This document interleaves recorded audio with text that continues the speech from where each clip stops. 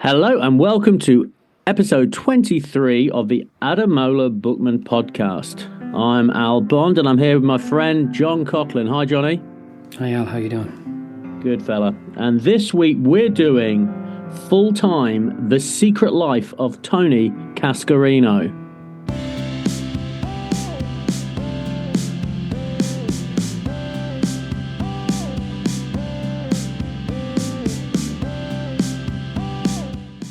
So then, Johnny, this is one for you, isn't it, really? This is one of your brave boys. Back from the 90s, eh? Back when everything was great in Irish football.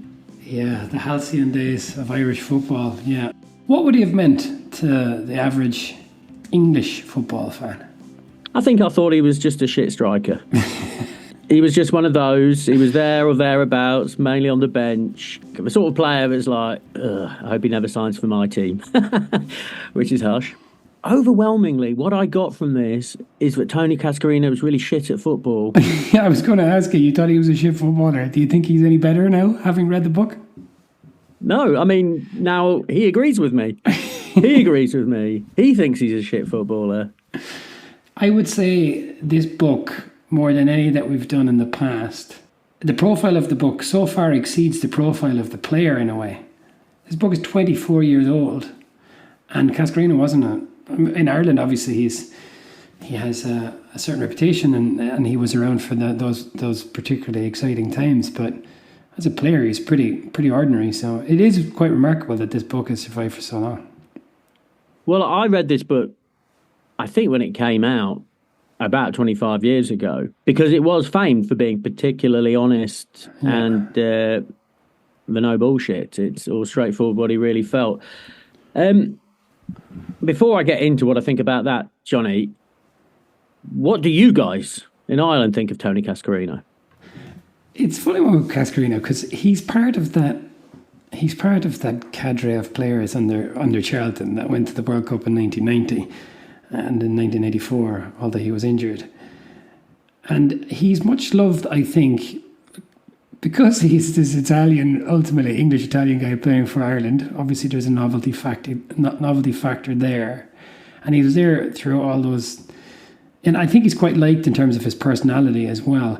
But unlike a lot of the other Irish players of that profile, he doesn't have a particularly iconic moment in the way someone like Ray Houghton famously would have done, scoring against England, scoring against Italy. Cascarino did score against England, but it wasn't at a major competition. So it's funny, he's there, he's amongst that group, but he wouldn't be remembered in footage in the same way others would have been. And you see when you read back, he says it himself. At one point in the book, he describes a moment that put him on the bench. Jack Charlton got pissed off at him, and then he listed his, like, the next 20 games or something where he was coming on in the 78th minute, the 61st minute or whatever. So he was more of a sub, I guess, ultimately. Yeah, I mean, you talk about him scoring goals, and honestly, I can't picture one single Tony Cascarino goal in my head at any point. Well, I can't remember him scoring a significant goal. The people of Marseille and Nancy, of course, would see things very differently. Tony Goal, which is such a rubbish name. Tony, second division goal. All right, Johnny, so you say, and I think you're right, this book has an outsized place in the football autobiography pantheon. Well, why do you think that is? Two things, I think. One is, you mentioned it, the honesty of the book. The book is as much about his personal life as it is about his failed marriage. Ultimately, it's very candid in that regard. He talks about the stuff about him not having qualified for Ireland and stuff like that. So it's very honest, and there is interesting details in there. But the second is, and it's related, I think, is the person who wrote it. The guy who wrote this with Tony Cascarino is Paul Kimmage. He was he was a Tour de France cyclist, and he would be kind of similar character to Dunphy, maybe, in a way. Isn't that he was a sportsman who became a journalist, but he's famous. He represented Ireland in the Olympics, but he's probably most famous for being one of the journalists that really went after Lance Armstrong.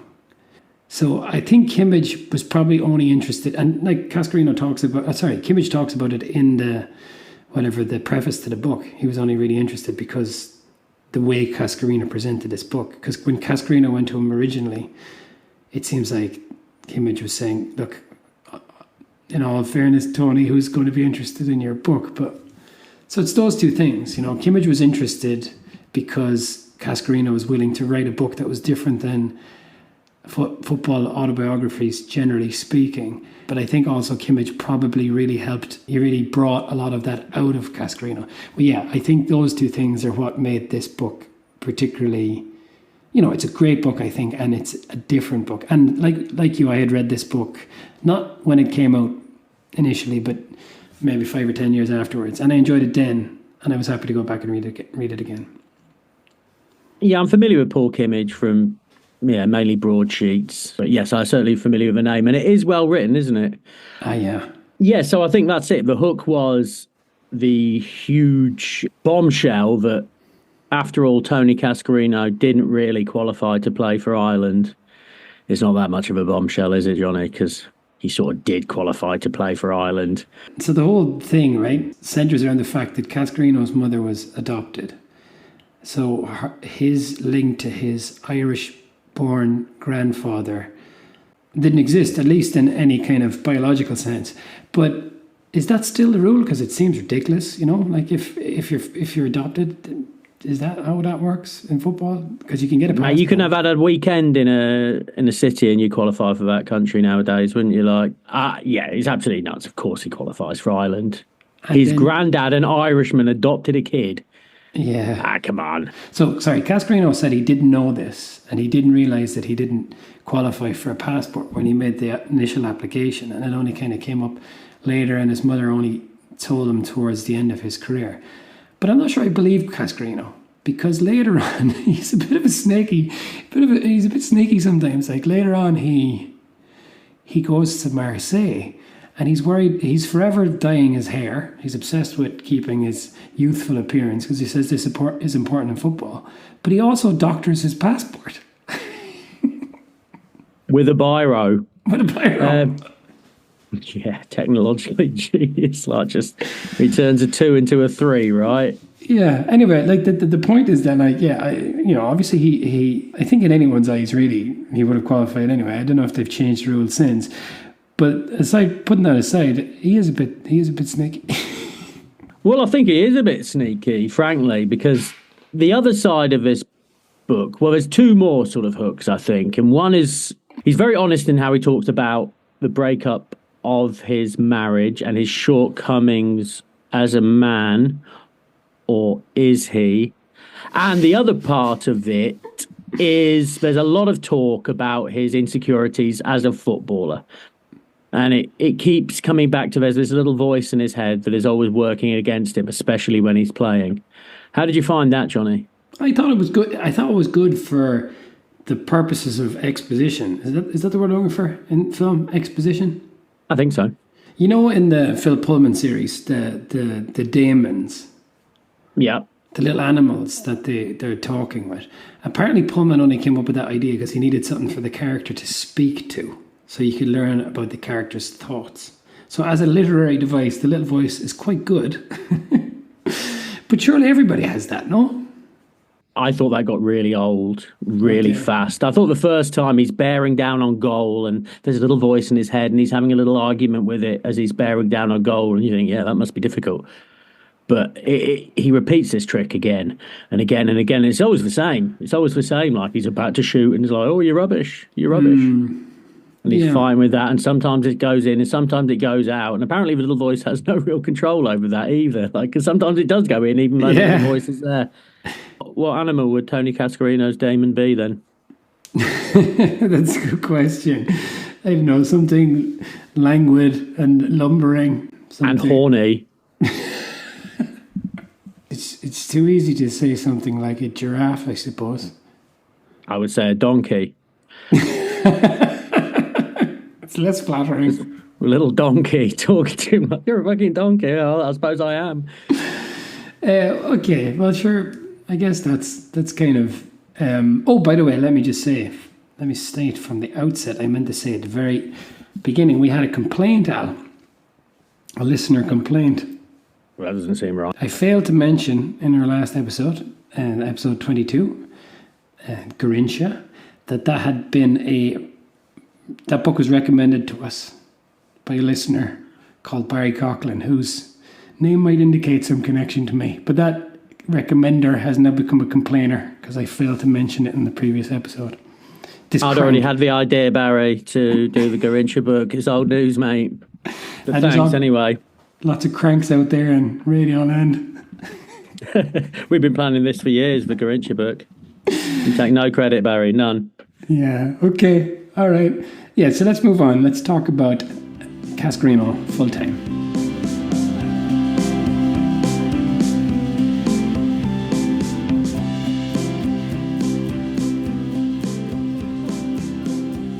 He was born in, what was the name of the place he was born, Johnny? St. Paul's Cray in Kent. It's very insulting to St. Paul, isn't it? Like St. Paul's cray. No, he's not. Do kids still say cray? Probably not. Probably not. Well, I suppose the book doesn't actually start with his childhood, does it? We find him at the beginning in France, afraid, worried, depressed at the tail end of his career. He's praying in France for Nancy, having left his wife and his two sons to be with his French girlfriend who had given birth. And that the details around there are pretty sordid, actually, because his wife found out about the affair by finding a scan, and then Cascarino essentially made up some kind of bullshit and said that it wasn't true, that it was some fan was making up, it was kind of stalking him or something. So it was all a bit sordid there, wasn't it? It's as sordid as fuck. I mean, it's gross. I don't know if he's trying to say, oh, look at me, I'm sorry. How old was she when he met her, Johnny? Oh, I don't know. 20. How old was he? 38. And he was 18 when she was born. I mean, come on, son. And you left your wife and kids. Yeah, I bet you did. You fucking dickhead. Did you? I don't know if you went on his Wikipedia page. Like you say at the start of this book, he's at the end of his career and he's worried about what the future holds. But don't worry, mate. You've got a career in talk sport to come. It's just a depressing footballer's future. You're going to be on talk sport a lot. But anyway, do you see he was on talk sport once and he was removed from the studio for punching his co-host. Oh, go on. I didn't see that. Oh, didn't you? No. And do you know why he punched his co-host? Tell me. Because his co-host said live on air that he'd been chasing the 21-year-old intern around the office. Ha ha! When he was married to old Virginie.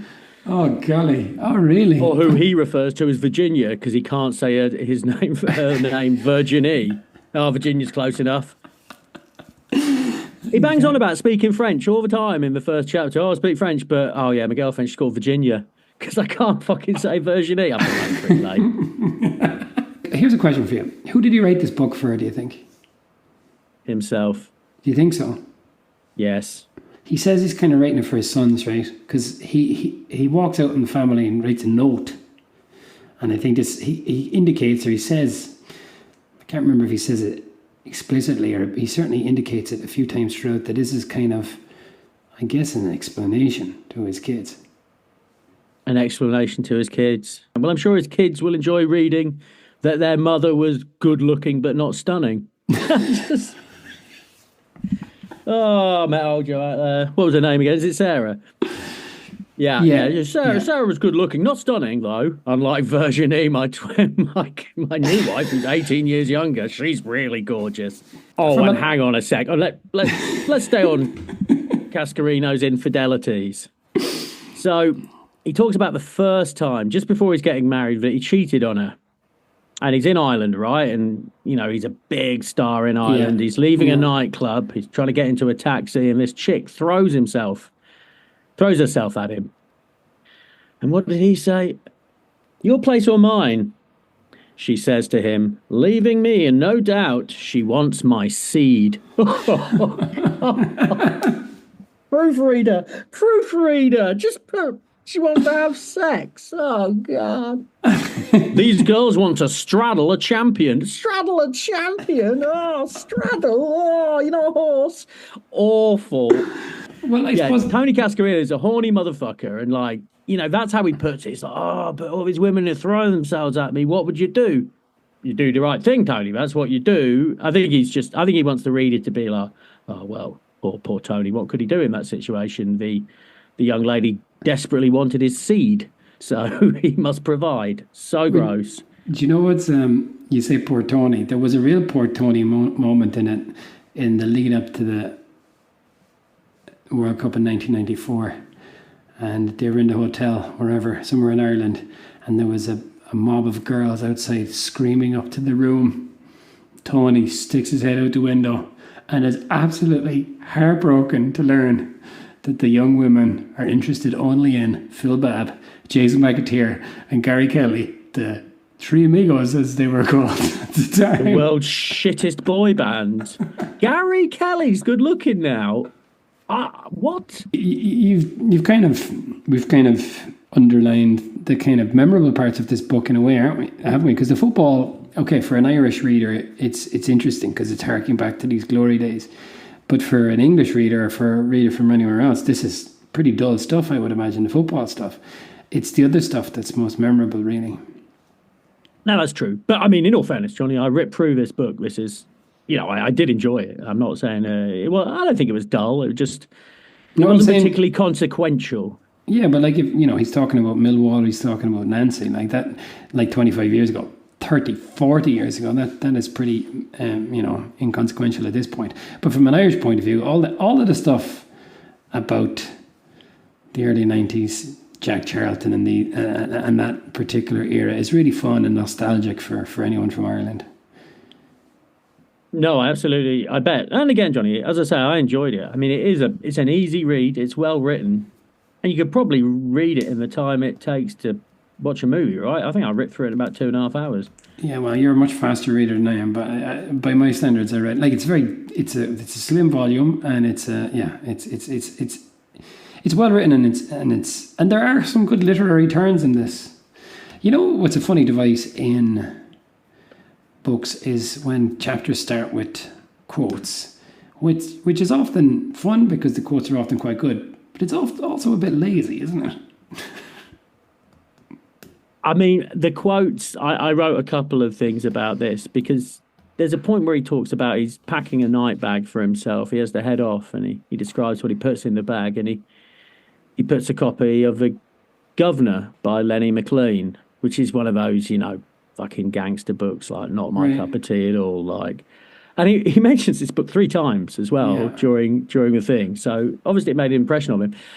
But then the quote on the start of the chapter is like fucking Salman Rushdie or something. Yeah, but he's reading. Yeah. Yeah, so who put the quotes in at the top? That was you, wasn't it, Paul? It was you.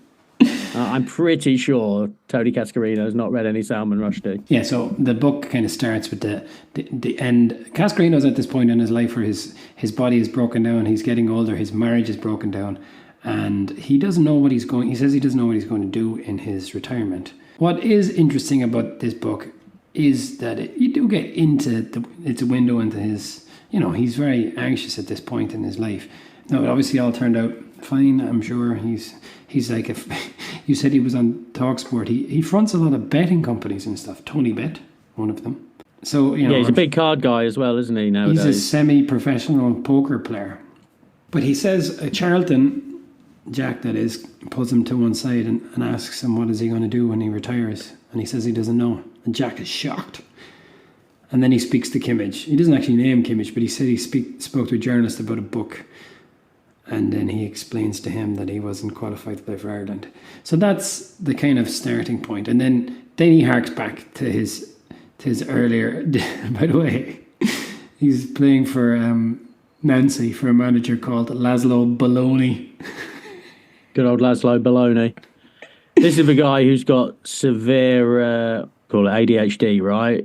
Always turns up at 8 minutes past 8 and stuff. Yeah. They say he's very superstitious, but I think really we have new words for that now, don't we? Yeah. At the start, he's just going about his daily life, and that's kind of used as as kind of advice to kind of wander into tangents in his past, which I quite enjoyed. I thought that was all very good. And then, yeah, as you said, he introduced The Voice, which is kind of like a Tyler Durden kind of thing, or Black Swan, which is essentially Fight Club for girls. That's your best quote ever, Johnny. Yeah, so, very quickly, he had a hard childhood. His dad was very aggressive. He used to beat him till he wet himself, apparently. So that's awful. He caught him stealing one time. And that was grim. That was grim. Yeah. And that could be, where this voice comes from. But, he ends up all right with his dad in the end. His dad he resolves himself. He becomes a better man. Like, this was a very abusive father. And Cascarino, and this is part of the kind of candor of the book, described himself as kind of soft, and I guess essentially scared, and was, as you say, wetting his bed into his teens and all the rest of it. So, coming from the macho world of football, this is a surprising degree of candor, I think. And you mentioned that the father, kind of reforms himself, but not before his marriage breaks up, his marriage with Tony's mother, and Tony's got a sister, and the sister and the mother kind of turn their back on the father, and Tony weirdly is kind of left being the one that the father comes to kind of rely on, and the father comes and stays with him. But they all eventually do kind of go back to the father in a sense, but both his parents married again. But yeah, they seem to be a much better family maybe later than they were earlier. Yeah, I think that sounds right. It's interesting you talk about the candor, Johnny, because I think this is what made this book famous. And I kind of feel with it that this actually has been the benchmark for a lot of football autobiographies subsequently.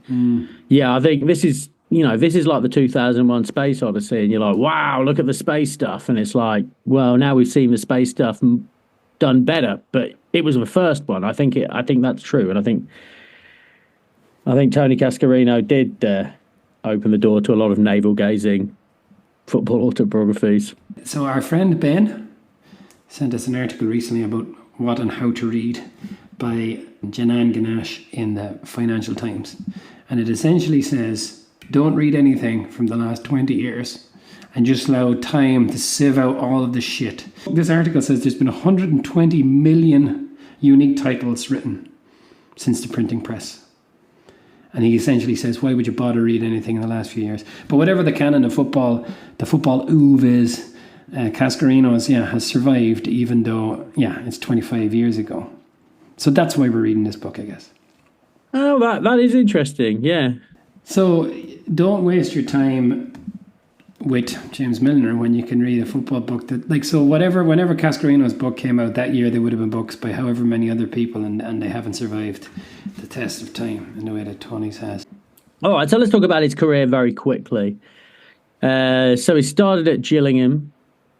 He was brilliant there, and he was brilliant for like 6 seasons. Yeah, but just before that, and this is something that I think is well known in Ireland, he was a hairdresser. It's rare. He was a hairdresser, but he wasn't for very long, was it? 18 months. I suppose so. And that's good for him. 18 months when he was 19. Like, you would think taking 18 months out at that stage would kind of stifle your career.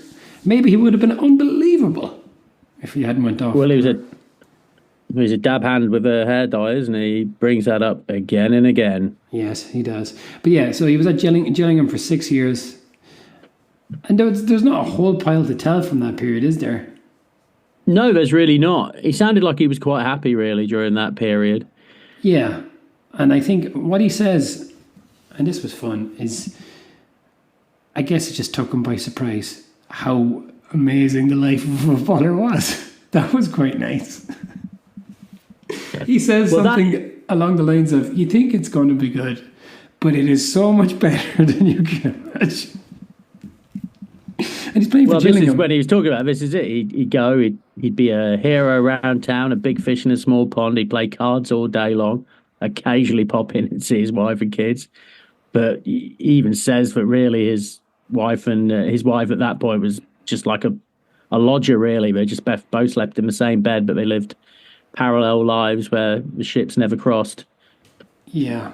He really hits public consciousness when he goes to Millwall and plays up front with Teddy Sheringham. Yes. And that strike force between them take Millwall into the first division for the first time in Millwall's history. And this is when he becomes famous. So 103 years. The first, and I assume the only time Millwall have been in the top division, because they haven't been since, haven't they? No, they haven't. Sorry, he got a call up for the Ireland team when he was at Gillingham. He was called up, but then when Jack Charlton came in, Charlton didn't really fancy him. No, well, he said the players that were in front of him, but they weren't very inspiring. Have you seen the Ireland squad recently?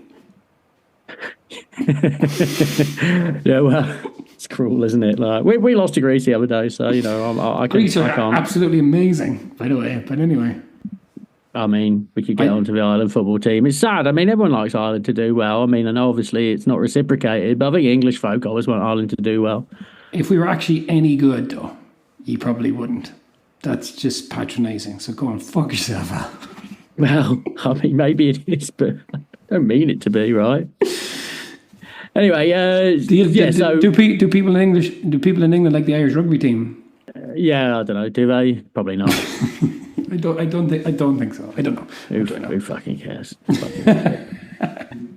Okay, so anyway, goes to Millwall, gets good friends with Teddy Sheringham, who's 4 years younger than him. Actually calls his son Teddy. Yes. Which is a nice little tribute, isn't it? Yeah, Michael and Teddy. But yeah, he meets his missus around this time as well, and he was really cheating on her from the get-go. Well, all these women out there wanting his seed, Johnny, what would you do? Yeah, it's horrible. Well, not horrible, but yeah, he actively just cheats all the time and has no conscience about it whatsoever. So from Millwall, this is when he starts hitting the big time, right? He goes to Aston Villa for £1 million. Yeah. And really he's rubbish. He's rubbish. So then he goes to Celtic for £1 million. And really what's he there? He's rubbish. Right then, okay. So then he goes to Chelsea in a swap deal for £1 million player, Chris Boyd. He's rubbish. Yeah. Yes. Everywhere he goes, he's rubbish. Well, he was briefly good at Chelsea, and then he hurt himself playing tennis. Yeah, that's frustrating, isn't it? Then he was rubbish again. And this is the first book where anyone has said anything vaguely nice about Dennis Wise.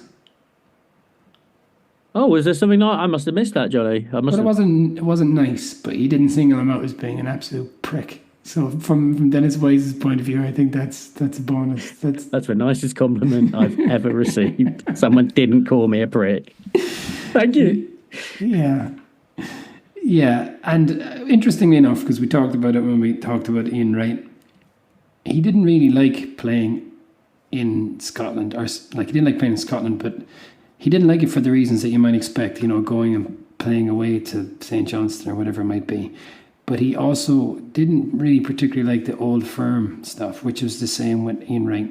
He didn't really understand why they had, I think he called it a false war. I feel this with Ian Wright as well, though. But if it had gone a bit better, yes, and absolutely. You'd been accepted 1,000 times, yes, then you'd probably buy into it, wouldn't you? You probably would. Any strikers that have gone up there, say you're Chris Sutton, who went up to Celtic and was a big hit. I mean, he's really into it now. Like, I'm pretty sure Chris Sutton was not born a Catholic, but I think he sees himself as one now, doesn't he? Yeah, and Hartson or any of those fellas, I'm sure you're absolutely right. Yeah, I mean, he got the abuse from the Rangers fans, but he was also getting abuse from Celtic fans, so he was just getting it from everywhere. But he does say exactly as you said there, and it was nice. He says people would take him to one side and say, "Why are you having pints with Ali McCoist?" I said, "Well, because I like Ali McCoist, he's my friend." I said, "Why are you going to the Blue Nose bookies? You should be going to the Celtic bookies.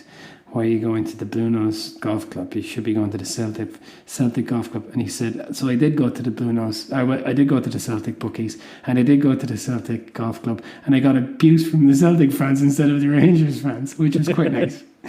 So, yeah, it was unmitigated disaster, basically, his spelling in Scotland, wasn't it? He did score against Rangers, which I guess is in his highlight reel. His goals would be a goal for Ireland against England, a goal for Ireland against Germany, a goal for Celtic against Rangers, and then 50 goals in France in the second division. Yeah, it genuinely is astonishing. He's as famous as he is, really, I think. It's got to do with that Ireland team, right? That Ireland team were all lionised, weren't they? I mean, everyone that was... Is it that? Oh, no, like, without a doubt. Like, who's an equivalent English player from that era? Like Crikey. Who's a reserve striker from the... But anyone who played for Villa at the time, who was playing for Villa at the time as a kind of... Ian Ormondroyd. There we go. There's one for you. Well, that would be it, had he not... Like, if Ian Ormondroyd had, qualified for Ireland... Like, yeah, exactly. I'm sure his profile would be as big as Cascarino's.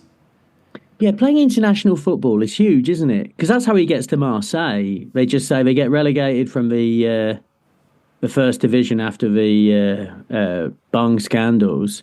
And, yeah, Bernard Tapie, if that's how you pronounce it, was like, oh, get me some internationals in. Get me some internationals who are free. Yeah, free. Unfortunately, there's some lumbering lummox at Chelsea who they can't wait to get rid of. And, yeah, so off he goes. Basically because he was an international. Tapie's a maniac as well. I quite enjoyed all of that. Oh, he's an absolute maniac. Yeah, I mean, this is the other scandal, wasn't it? Because there's talk of injections at Marseille.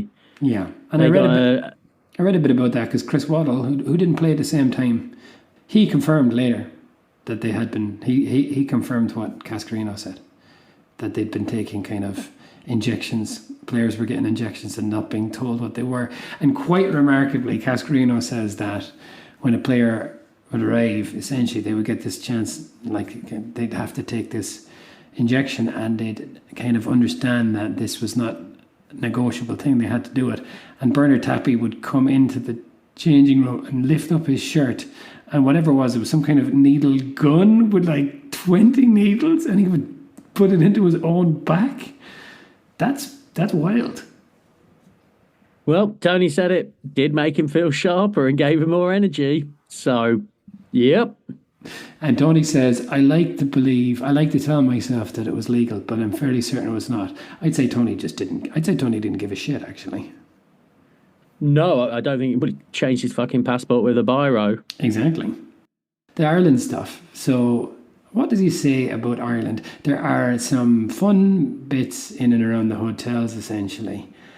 Like anything, I think Irish football fans would like read anything Charlton related. His very first call up for Ireland, which under Charlton, he's caught shadow boxing with Kevin Sheedy while they're training, which is obviously pretty innocuous stuff.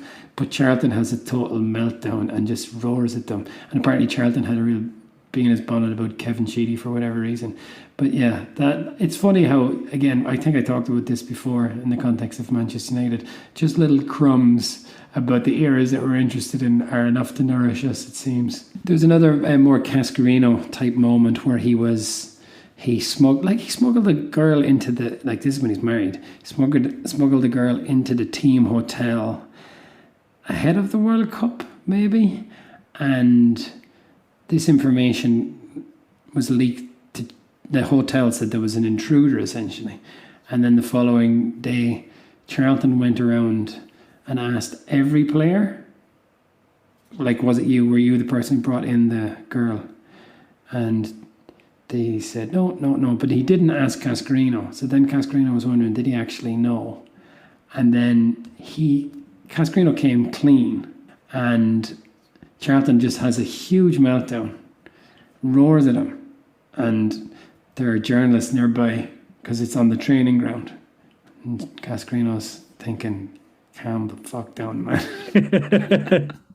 And then Charlton said something like, well, I hope she was worth it. And that was the end of it. He said that was it. Once Charlton had vented his frustration, that was it. And he compared it to when Hoddle had Teddy Sheringham read out an apology letter for the press after he was caught drinking ahead of the World Cup in 1998. Well, there's some delicious Hoddle stuff here, isn't there? Like There is good. There's really good Hoddle stuff. Hoddle really is one of the most mentioned characters, isn't he?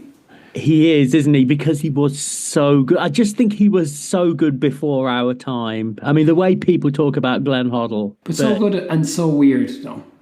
Not just an asshole, but a weirdo. Yeah, total weirdo. I mean, he if Hoddle can handle something rightly or wrongly, he will handle it wrongly, right? I mean, I think we've learned that over the years. But there's other things. And this is what I want to talk about. Like, famously, Hoddle used to be able to do things in training that his players couldn't do. But Cascarino talks about this exercise where 10 players would stand around a player in the middle. You'd chip the ball to the player in the middle. Yeah. He would get a touch to control it, and then he would have to pass it on to a nominated player. It doesn't sound that hard to me, Johnny. But what he says is the thing that annoyed him and the other players. It was not that they couldn't do it. It was just that Hoddle just made a point of kind of embarrassing all of them. That was what. Yeah. Do you remember when Roy Keane was managing Sunderland, and famously he signed that keeper Gordon? Yeah, the Scottish keeper. The Scottish lad. And in training, he was upset with Gordon, and he spent big money on Gordon, and he got in goal to prove a point to Gordon, like that it wasn't hard to do whatever it was. But I remember this being talked about at the time as an example of how Keane wasn't really great at maybe the psychology of management, you know. It wasn't a great motivation to be embarrassed by your manager who wasn't even a goalkeeper. Just on the Roy Keane, there is a Roy Keane story, isn't there? Like, and it's fairly typical Keane. Just when he was a youth player, like 20 years old, he was with the Ireland squad. They went to all America, on the bus. They had to wait like half an hour for Roy Keane. He gets on. Jack Charlton unloads on him. And apparently Keano was there, just dead-eyed, didn't even blink. It's like, I didn't ask you to wait for me. And just walked off like, oh, Keano. Oh, you got to love the man. Well, I said that we would, you know, sustain ourselves on little crumbs of the 90s Irish football team. Give us anything Keane related. we will eat it off the floor. Yeah, it's great. Yeah, he'd been out on the beer, Keane, in that story, which obviously is something he didn't do all that much later on. But those boys were drinking, like they were having a wild time. And we're talking about being transported in recent episodes to Rio de Janeiro and to Mallorca. What about being transported to Dublin hotels in the early 1990s? It sounds pretty fun, doesn't it, Johnny? It does sound fun. Yeah. This was striking, actually. They were on an away game, and himself, Ray Houghton, Andy Townsend, and John Aldridge went into a big bar that was full of away Irish fans. What's striking about those four players? None of them born in Ireland. None of them born in Ireland. And he said at some point, Aldridge just disappeared. And they were like, where the fuck is Aldridge? And they looked around and he had scored a goal on this trip. And they looked around and he was essentially crowd surfing in the bar. He was being passed around the place. Like, that is fun stuff. Yeah, it really is fun stuff. Yeah, I mean, it just sounds... I mean, they're just like a fucking fun band of mercenaries, aren't they? That Ireland squad, like, from the early 90s. Yeah, and you just got the great ringleader in Jack, eh? But yeah, it sounds awfully fun. It really does. And at least he's not trying to hide behind some sad alcoholic story. He's having a lovely old time, isn't he? Yeah. He just feels sorry for himself and he can't stop shagging birds for some reason. Oh, poor me. What could I do? I had to. Yeah, like I mean, I get it, right? He's in his 20s. You marry young, like, of course, I get it. Yeah, well, I suppose this is the candor, though, isn't it? Because I assume he wasn't the only one who was at this, but he just wrote it in a book. Yeah, he certainly did write it in a book. He certainly did. And he doesn't drop anyone else in it at all, does he, in the whole book? I don't think at any point does he really slag anyone off, apart from Glenn Hoddle. Hoddle, and he says there's one player he played for at Nancy who was smelly. But he doesn't name him. He calls him X. Smelly and tight. Oh, yeah. And he also says he has a roommate at Nancy, a young kid who used to tell him things that no man should never tell another man. Like, I mean, he'd be destroyed in England. What was he telling him? He was like breastfed till he was like 15 or something. What was he telling him? I wish he told us. Yeah, he said that some of those French guys wouldn't have made it in an English dressing room. A friend of mine, an Irish fella who lives in France, was telling me he plays, paddle, which is it's like tennis, very popular in France. And he plays with these French lads. And in the lead up to Christmas, they were asking him, would he get involved in a Secret Santa with them? And he was like, what? What the hell are you talking about? So maybe that's the kind of thing. What's wrong with that? What's wrong with a Secret Santa? Well, that is totally fine, obviously, but 4 Irish lads wouldn't go in for a Secret Santa between themselves, Okay, I see what you mean now, yeah. Okay, yeah, you're right. You're absolutely right. It sounds quite sweet, though. It's just we're all a bunch of arseholes. Well, exactly. That's kind Imagine buying a present for your friend. Ridiculous. No way, pussies. I know. Well, that's essentially the sentiment, isn't it? And I guess that's the sentiment that Tony was probably expressing too. Yes, I think yes, you're absolutely right. We're incredibly repressed as people, aren't we? Yeah, absolutely. I don't want that. Bracer. I don't want my friend knowing that I like him. He played under Brady at Celtic. And Brady, this was nice, like that when he went to play for Ireland, he just was kind of starstruck by Brady. And then, of course, they became friends, and then he went to play for him at Celtic and was absolutely shit for him. And that was kind of the end of their relationship, it was interesting. Yeah, it was interesting. And it seemed quite sad, wasn't it? Because they had an altercation and he said, I've not done anything wrong, Gaffer. And he said, you've always called me Liam before. And that was the end of their friendship. And left the room, yeah, that was the end of it, yeah. That stuff about at Chelsea as well was fun. He started well, but then he quickly became a byword for shitness around Chelsea, and he, or someone at least, overheard Ken Bates calling him a fucking disaster. And then they were trying to sign someone else, and Ken Bates was like, I don't think so. I'm just worried that we'll have another Tony Cascarino situation. Well, just very quickly talk about when he first went up with Millwall. He's talking about that was the time of his life, and he was like, I was living my dream. I hit the post at Anfield. I thought that was satire. Everything was going perfect. I hit the post. You didn't score at Anfield. You hit the post. It's funny, isn't it? Like, you read all these different autobiographies, and it's just a different scale of things. Like, yeah, there's old Garrincha scoring in World Cup semis and stuff, and old fucking Cascarino's getting all hot and teary-eyed, nostalgic about hitting the post at Anfield. Like, I remember we lost and I hit the post. It's a credit to the craftsmanship of the author that the book is good. It's a Grincher one, but we can get to that in a minute. Well, we can have an argument, and if that's what you think. Okay, well, I've got my heckles up now, Johnny. All right. Should we move on? So his time in France very quickly, because this is his redeeming thing, right? He's kind of like his career fizzled out in England. Yeah. So he gets this Indian summer essentially, which went on for quite a while. Quite a fucking while, right? I mean, he seemed an absolute busted flush at 32, but played for another 5 years. Like as you said, so he was fortunate because of this weird quirk where Marseille had been relegated. But had that not happened, he never would have went to France, If Marseille hadn't been a bunch of cheaters, he never would have went to France. He never would have played for Marseille, and of course he never would have played for Nancy, and he would have finished his career playing for, going back to Gillingham or something like that. Yeah, that's what I was going to say. That's what sounded like to me, that he would end up going back to Gillingham. But instead, he becomes Tony Goal, and it's totally different. It's like, playing for Nancy and playing for Gillingham is probably, they're probably not that far away from each other in any sporting sense, but it's just so much cooler. Yeah, although Nancy he equates with, it's the French equivalent of Barnsley. So that put it in perspective for me. Because you hear, Nancy, that sounds nice, doesn't it? You just, Nancy, yeah, I bet that's lovely. But no, it's just French Barnsley.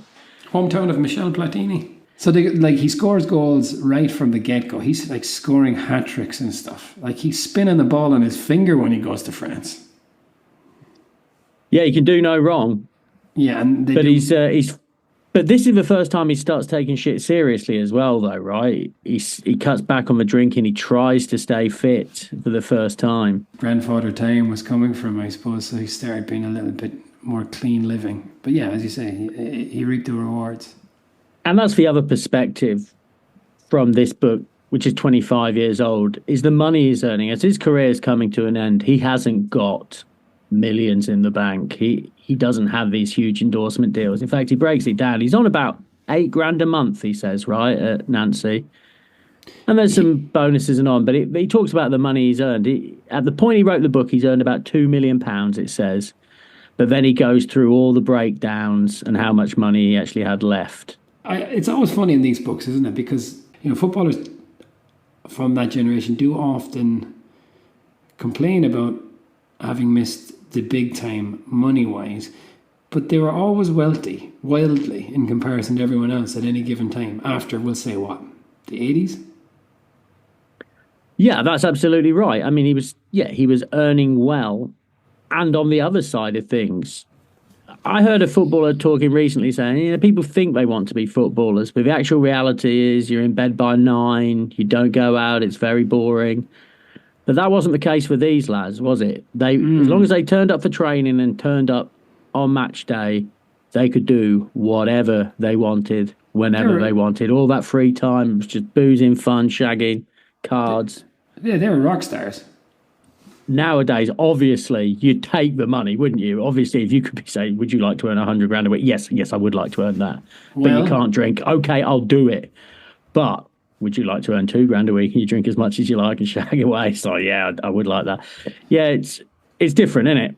Well, you say that. Have you ever heard of a band called Los Campesinos? I have a Los Campesinos, yes. So they have a song called All Your Kayfabe Friends. And the line in the song is, you asked if I'd be anyone from history, fact or fiction, dead or alive. I said I'd be Tony Cascarino, circa 1995. So it seems you're wrong. Not everyone would take the money and play now. Some people would rather be Tony Cascarino in 1995.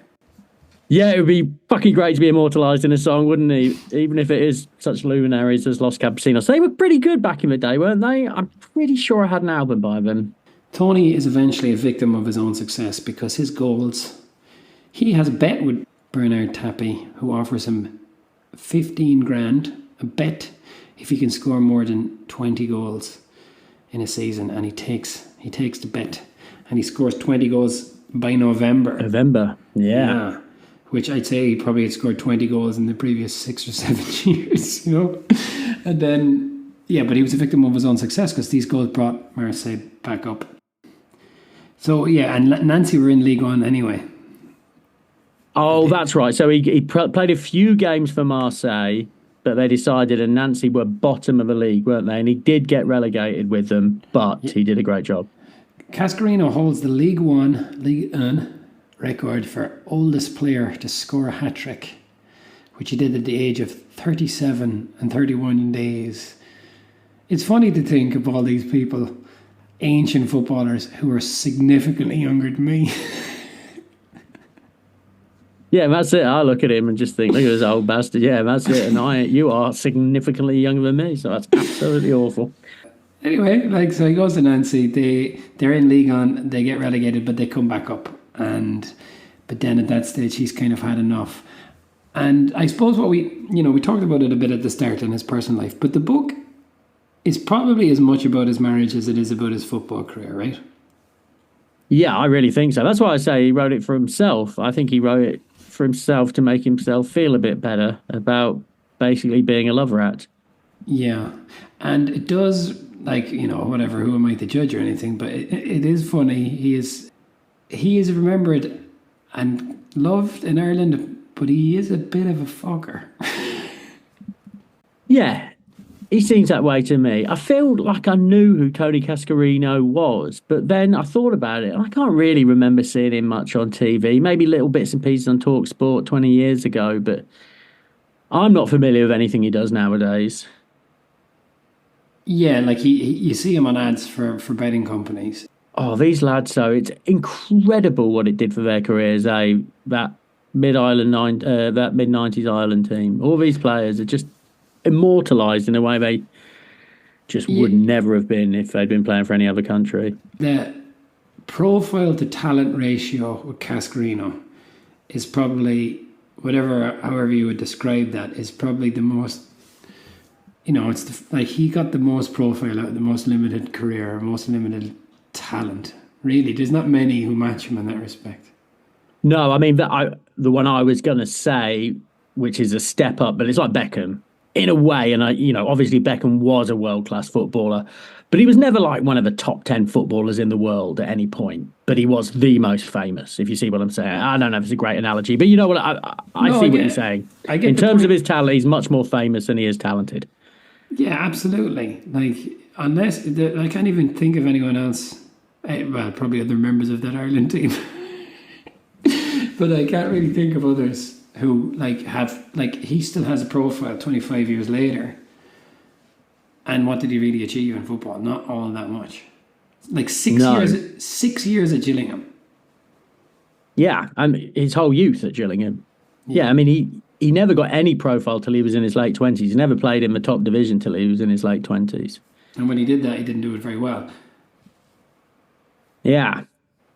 Yeah, so that's interesting. Yeah, so that is true. Tony Cascarino is much more famous than he is talented. Now I'm desperately trying to think of another footballer who's like that.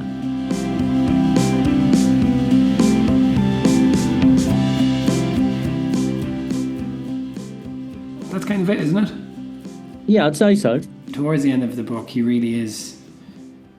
has really, he's grown tired of it, and he signs for a third division team in France called Red Star 93. But then Nancy offer him a contract subsequent to that, but he's already made a promise, or well, I'd say he wouldn't give a shit about a promise. He's already signed a contract.